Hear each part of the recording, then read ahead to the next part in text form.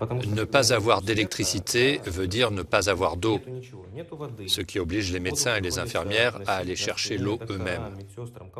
L'hôpital Vodnikov était autrefois un des plus importants établissements médicaux de Kherson dans le sud de l'Ukraine. Aujourd'hui, le personnel hospitalier se bat pour survivre. Cette eau sert à tirer la chasse d'eau, à nettoyer le sol.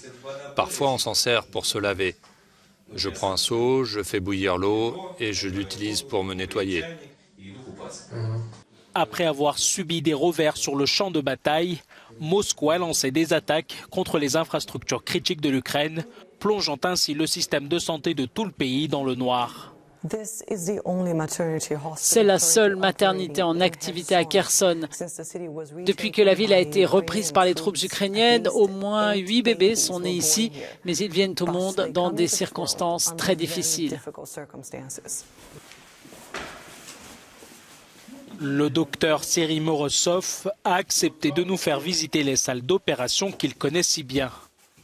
Mais aujourd'hui, il a du mal à reconnaître son hôpital.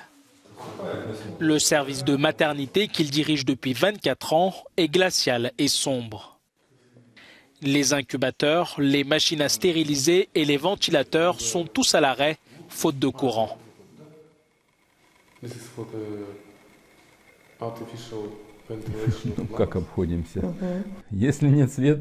Comment nous débrouillons-nous?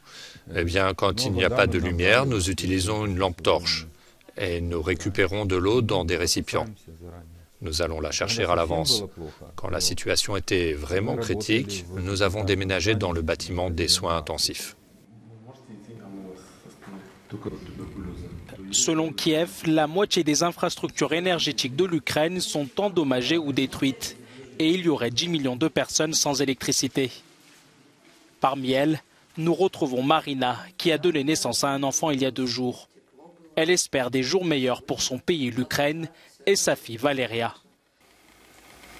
J'espère qu'on aura bientôt la paix.